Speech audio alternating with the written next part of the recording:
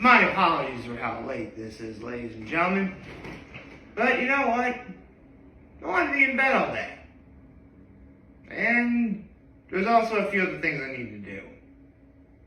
But at the end of the day, I listened to my body. My body wanted to rest, and so I did it. Good morning, happy Friday, everyone. Let's get to my low, my high, my act of kindness. Actually, you know, both my low and my high are pretty much together, because yesterday I had lunch with my mom and my nephews, which was awesome. And we went to Honor Roll, hashtag feed the 607, have got my watermelon feta salad. But it's also sad because it could very well be the last watermelon feta salad I have in 2025. In fact, I'm pretty sure it is the last watermelon feta salad I have in 2025. But that's okay. I got to enjoy it with the people in my life I care about most. And that's what's most important. And my act of kindness was, let's see, what was my act of kindness? Well, actually, it was my idea to suggest my mom that she take my nephews to Honor Roll. I also gave my nephews some of my chips. One of my nephews, because Honor Roll, because they're so awesome, they have a little bags of chips you can have with your food. And I got, I think it's called Dry Peaks. They're the kettle chips. Dry Peaks or something, I forget what they are. Or Deep, I forget the brand, I'm so sorry. But I got Maui onion flavored chips, love those. Shared them with some of my nephews. One of my nephews actually liked it. The other two not so much. And that's okay, they'll grow into it. My mom and I each got watermelon feta salads. One of my nephews shared, one of my nephews got to, my mom shared her salad with one of my nephews, and my other two nephews each split a meatball sub, which they devoured. Well, they devoured the meatballs anyway. They didn't really eat the bread, but that's okay. I got to eat the bread. Seriously, like, I don't know, like, an underrated thing is like how soggy the bread can be in a sandwich, like a meatball sub. Like, I don't know, I find that underrated. But that's just me. So actually, hold on, I completely forgot.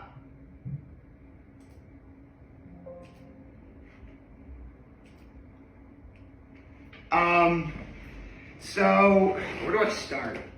Well, Howland's decided to give us a little treat and have a football special. Okay. We had a Christian Alcaraz who was making buffalo chicken egg rolls, which was really good. Camera guy Bill, you know, shout out to Camera guy Bill. He was testing NFL fans and trivia on like NFL and Hot Ones, which is really awesome. Shout out to Camera guy Bill. Us upstate New Yorkers gotta look out for one another. And I mean, come on, you saw the title of the video.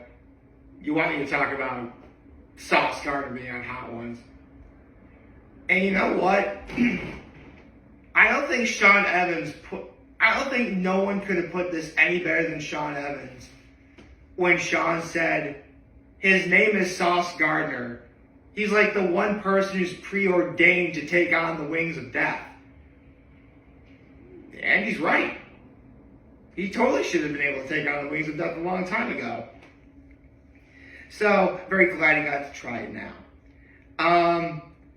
And, I mean, if you don't know Sauce Gardner, one of the best cornerbacks in the NFL at the moment. I do believe he's currently the highest paid player at that position. 2022 Defensive Rookie of the Year. Honestly, yeah. I wish we got more NFL players on Hot Ones. But with a guy like Sauce Gardner, yeah, he should be on Hot Ones. So with that said, They did a shortened version. They did 5 sauces. They started with the Hot Ones Pickled Garlic Sriracha, which they introduced in season 26, and has been in the lineup ever since. Where Sean asked if there was a coach or player that made him work the hardest to earn, his nickname, which is Sauce Gardner. And he said they were Luke Fickell and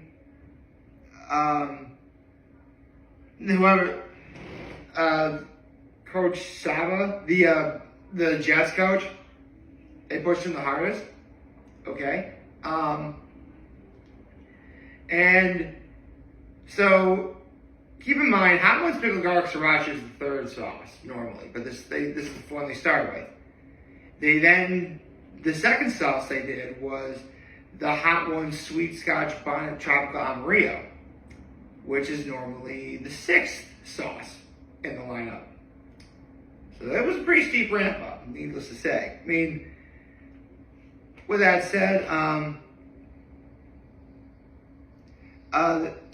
Sean asked him, how would a wide receiver or defensive coordinator describe his game?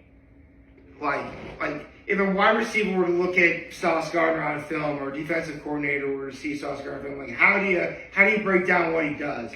And Sauce Gardner says he's just greedy. That's what he said. He's just greedy. And then Sean asked him his all-time favorite highlight, and it was the pick 6 he had against UCF. That's interesting. Okay, let's see. The 3rd sauce they did was Smokin' Ed's apricot sauce, which normally is sauce number 7. So, okay, still goes up, but not tremendously steep or whatever. And this is actually really cool. Sean asked him, how do you know when you're mentally breaking down a receiver? And basically, they start showing themselves. They start complaining to refs. They start, letting their emotions fly off the handle. That's when Sauce Gardner knows he beats them. And Sean tried to ask him, how do you know you got into the QB's head making it pay off later? But Sauce was really starting to react to the heat around this point in the show, which is kind of worrisome because the 4th sauce they did was the Bomb Beyond Insanity, which any Hot Ones fans know it's number 8 on the list normally. And okay, this was kind of hard for me to make out as the show was going on, but Sean asked him, what video game brings out his competitive side? And Sauce Gardner just said 2K.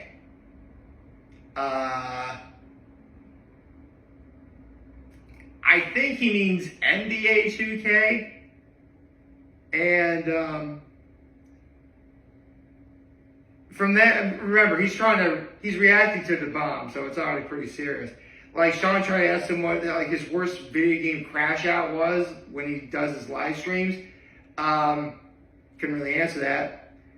And then Sean was able to ask him, what's the most heartwarming, a chat moment he's had in a live stream.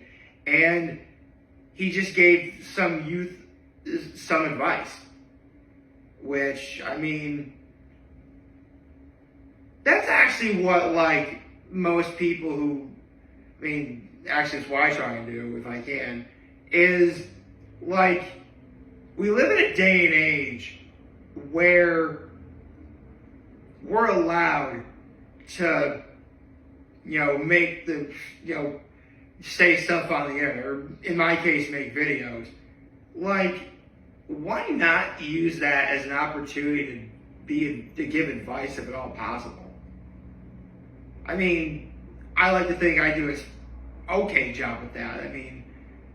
Listen, not every video I have is going to involve me giving advice. Come on, no one's that consistent. But still, like, if you have the ability to, be a presence among other people, why not make it a good one, And for the last dab experience, and I will admit this one kind of hurt me, which was with flag football becoming an Olympic sport in 2028, Sean tried to ask Sauce Gardner, like, what's his perfect 2-3-2 defense? If you don't know what 2-3-2 defense, because if you don't know, on any given day, there's 11 players on offense, 11 players on defense. You have 4 players that are usually up front on defense. Now, when they say 2-3-2, they refer to the 7 players behind those 4 defensive linemen. In this case, it's 2 linebackers, 3 cornerbacks, or 2 safeties. Cornerbacks and safeties, I mean, yeah, they're 2 wildly different positions, but because they're so far back, you can almost tell which is which, sort of. Again, I'm not an expert, folks, bear with me.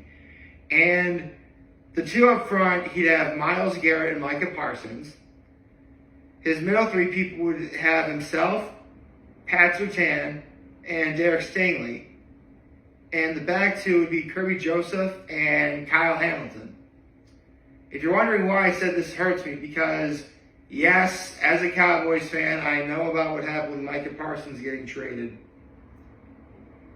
I mean, listen, and funny enough, to the team that pretty much started my belief that Dallas is never going to be good ever again.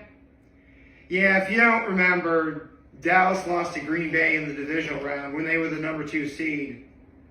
And from that moment on, I've never had faith in Dallas. And now I really don't. I did a video a while back on if you can believe it, that's not the thing that frustrates me most about being a Cowboys fan at the moment. I did a video talking about that a while back, but TLDR, basically all the players I liked when I first started liking the Cowboys again are gone now. That's like the one thing that's like frustrating me at the moment. But that's my burden to bear. So, you know what? How about we end this video with talking about something truly uplifting, which was, okay.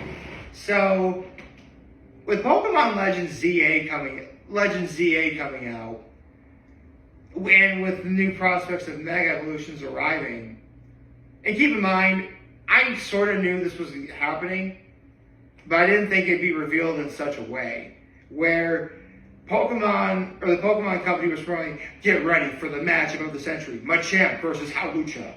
I'm like, didn't they technically do this in the anime?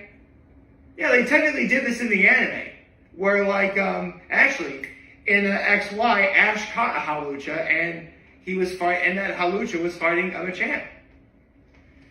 And Hawlucha was really good. In fact, full stop, I used to Hawlucha for a little bit in my playthroughs of X and Y back in the day. Hawlucha's good.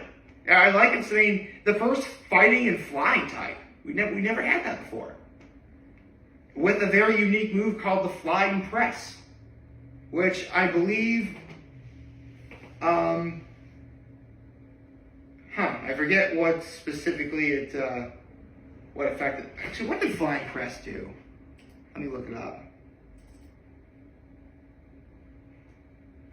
Because I know it was Hawlucha's signature move.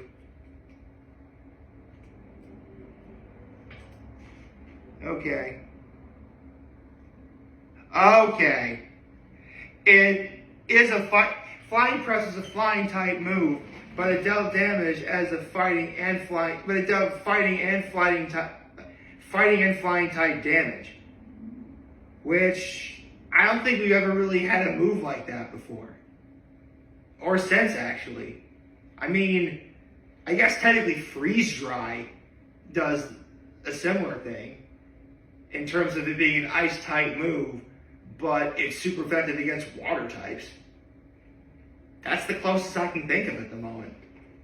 I'm sure someone else is gonna comment below what if I'm wrong.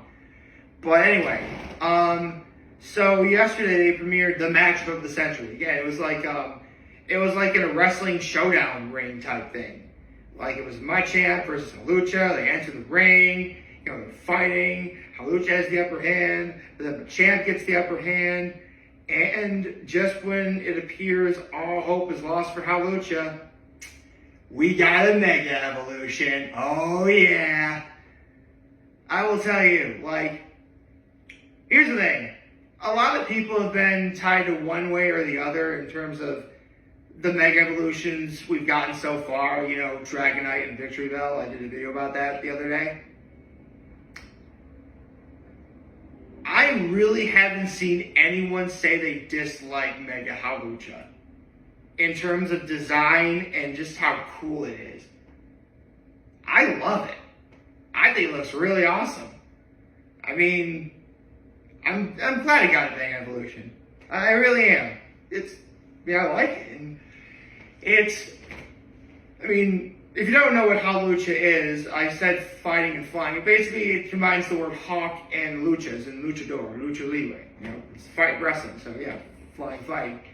And its mega form really takes that up a level and gives him like a champion luchador. I love the design. And I love the short too. Although, on the one hand, I also feel bad for Machamp. I mean, they got Dynamax in Gen 8, but Dynamax isn't really popular. Seriously, why doesn't it have a Mega Evolution? I'd love to see Machamp get one.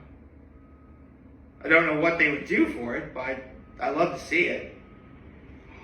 Wait. Here's a cool idea. Fun thing, at the end of the short, Machamp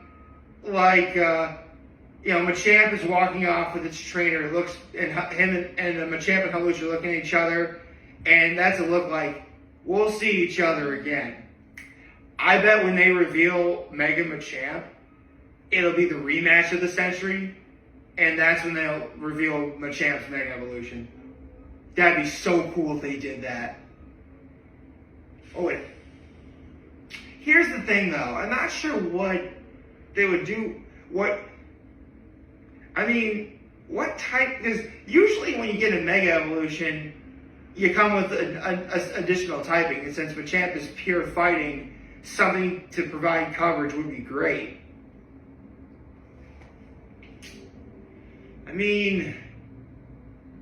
Fighting electric wouldn't be bad. It may be weak to ground also, but let's say you have a rematch, now it has, electric attacks. Fighting in rock is very offensive. Thank you, Terrakion. But rock attacks only do neutral damage to Hawlucha.